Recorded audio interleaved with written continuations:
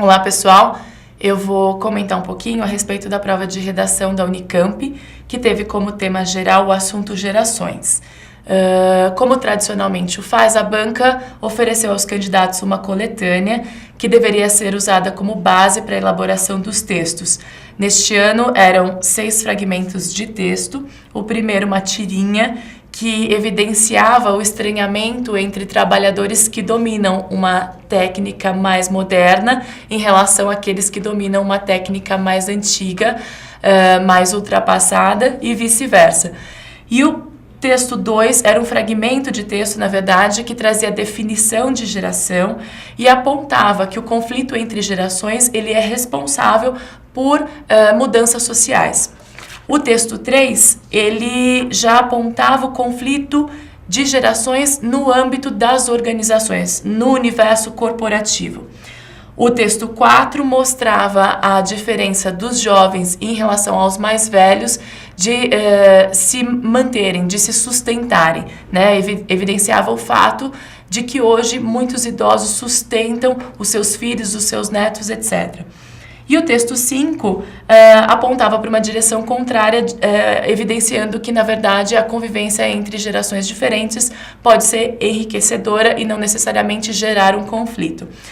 E o texto 6, na verdade, outra tirinha, mostrava uma vovó tricotando via internet, o que nos leva a considerar que as gerações mais antigas, elas podem sim se esforçar e ter acesso às novas tecnologias, aos recursos instituídos pela modernidade. E como tradicionalmente o faz, a banca também ofereceu a possibilidade de o candidato escolher entre elaborar uma dissertação, uma narrativa ou uma carta argumentativa. A dissertação pedia que os alunos discutissem a respeito das formas pelas quais se estabelecem as relações entre gerações, destacando aí de que forma essas formas coexistem. Já a narrativa pedia que os candidatos criassem uma personagem jovem que vai estudar em outra cidade e, por conta disso, precisa morar com os avós. E que essa narrativa evidenciasse os conflitos gerados por essa convivência, apesar dos sentimentos que o jovem eventualmente aí nutre por esses avós. E a carta argumentativa pedia que os alunos se posicionassem como um gerente recém-contratado que precisa estabelecer numa empresa tradicional mudanças, reformas, a fim de modernizá-la. Então, essa carta deveria defender esse posicionamento e convencer os acionistas da necessidade dessa modernização.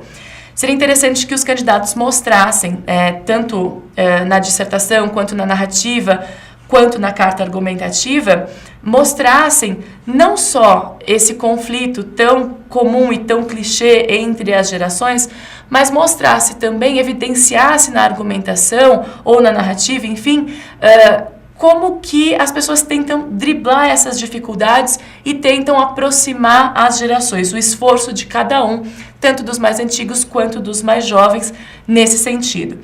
É uma proposta muito bem pensada, muito bem elaborada, típica da Unicamp. A banca merece sempre a nossa homenagem, os nossos elogios, porque oferece aos alunos mais do que a possibilidade de escrever, uma possibilidade de raciocínio e de reflexão a respeito da realidade em que ele está inserido. E uma proposta que nós trabalhamos na nossa última aula de sexta-feira, aqui no CPV, com os alunos que iriam prestar Unicamp. Na verdade, não trabalhamos o conflito de gerações em si, mas discutimos os valores compartilhados pelos jovens contemporâneos, o comportamento desses jovens, a diferença, né, entre os jovens de hoje e os jovens da década de 60, 70, como se comportam os jovens hoje em relação às pessoas mais velhas na sociedade. Usamos como ponto de partida, inclusive, a propaganda das Havaianas, da vovó e da neta que vão ao restaurante e discutem a respeito do galã da novela, se é para casar ou se é só para sexo. Enfim, tivemos uma reflexão na sexta-feira, quase véspera da prova, a respeito de conceitos e de argumentos que muito bem poderiam ser aproveitados nessa redação que vocês tiveram que fazer aí para a Unicamp.